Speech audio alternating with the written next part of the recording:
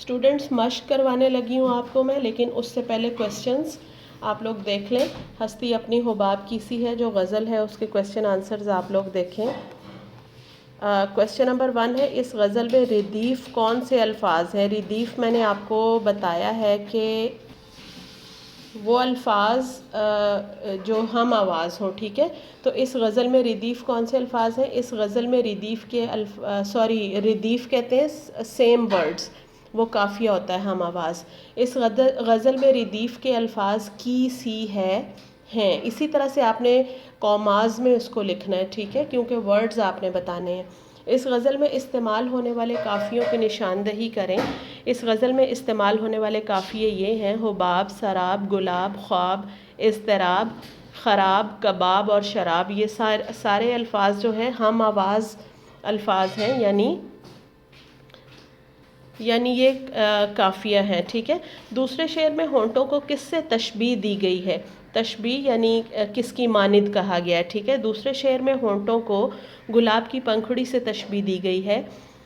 मीर ने नीमबाज आँखों की मस्ती को क्या करार दिया है? मीर ने नीमबाज आँखों की मस्ती को शराब की मस्ती करार दिया है। इसी तरह से आप लोगों ने कॉमाज में लिखना है शराब की मस्ती को, ठीक है।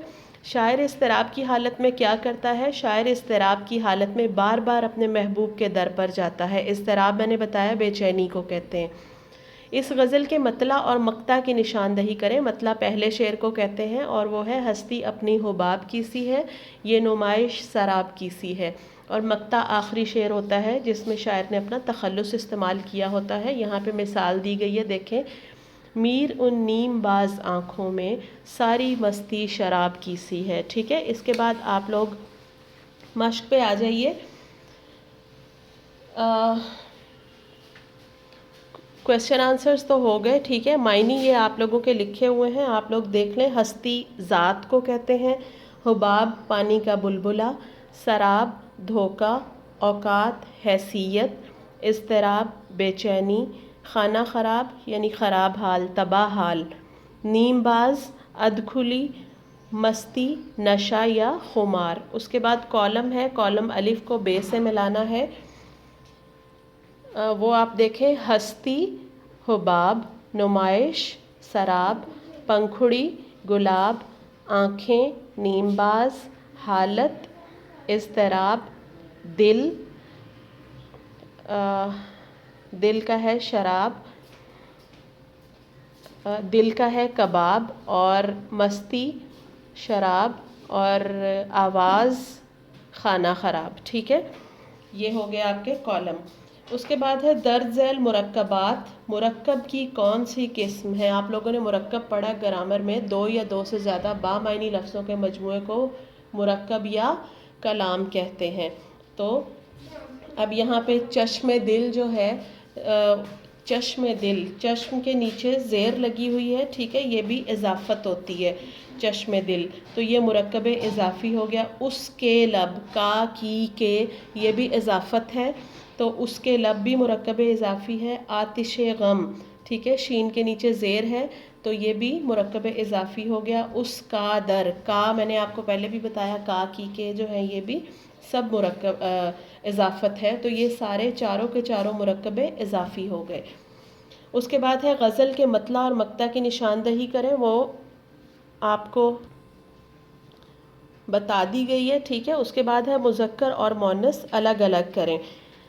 हस्ती मुअन्नस है, हुबाब मुज़क्कर है, नुमाइश मुअन्नस है, सराब जो है वो मुज़क्कर है, लब मुज़क्कर है, बू जो है वो मुअन्नस है, कबाब मुज़क्कर है, मस्ती मुअन्नस है, और शराब भी मुअन्नस है। उसके बाद है एराब लगाकर तलफ़ुज़ वाज़ेह कीजिए। हुबाब हे के ऊपर पेश है, आगे बे पे ज़बर है, और अगला बे जो है वो उसके ऊपर जज़्म होगी, ठीक है। उसके बाद है सराब, सीन के ऊपर ज़बर है और बे पे जज़्म है। नुमाइश, नून के ऊपर पेश है और हमज़ा के नीचे ज़ेर होगी और शीन पे जज़्म होगी, ठीक है। जिस तरह मैं बता रही हूँ बस उस तरह से आप लोग लगाते जाएं। चश्म दिल, चे के ऊपर ज़बर है, शीन पे जज़्म है, और मीम के नीचे ज़ेर होगी, और दाल के नीचे ज़ेर, लाम पे जज़्म। आलम, ऐन पे ज़बर, लाम पे ज़बर और मीम पे जज़्म। اضطراب، الف کے نیچے زیر، ضاد کے اوپر جزم، توئے کے نیچے زیر اور بے پہ جزم، آتش غم، تے کے نیچے زیر، شین کے نیچے زیر اور غین پہ زبر، میم پہ جزم، نیم باز، نون کے نیچے زیر اور یہ کے اوپر جزم، میم پہ بھی جزم اور باز زے کے اوپر جزم آ جائے گی، ٹھیک ہے۔ متن کے مطابق درست لفظ کی مدد سے مصرع مکمل کیجئے۔ نازکی اس کے لب کی کیا کہیے، پنکھڑی ایک گلاب کی سی ہے، ہستی اپنی حباب کی سی ہے، بار بار اس کے در پہ جاتا ہوں، ٹھیک ہے۔ نیچے اس کے بعد یہاں پہ غزل کی ڈیفینیشن دی گئی ہے، وہ میں آپ کو بتا دیتی ہوں، اس میں آپ نے کون کون سی چیزیں جو ہے وہ ہائی لائٹ کرنی ہیں۔ لغت میں غزل کے معنی عورتوں سے باتیں کرنا، اس کو ہائی لائٹ کریں، ٹھیک ہے۔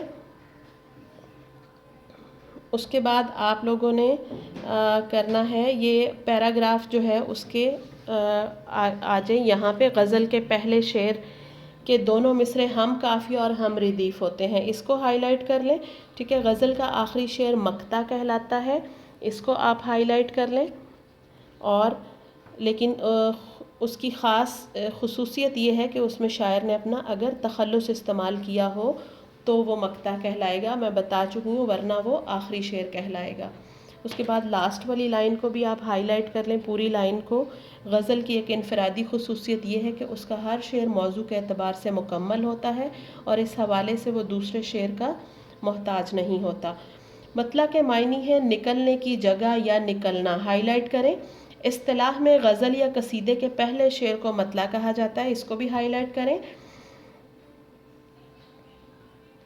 اور اس کے بعد نیکسٹ پیج پہ آ جائیں، یہ آگے اس کی کچھ مثالیں دی ہوئی ہیں، ٹھیک ہے۔ آگے ہم مقطع پڑھیں گے، مقطع کے لغوی معنی کاٹنا کے ہیں، ٹھیک ہے، ختم کرنا یا کاٹنا، اس کو بھی ہائی لائٹ کر لیں۔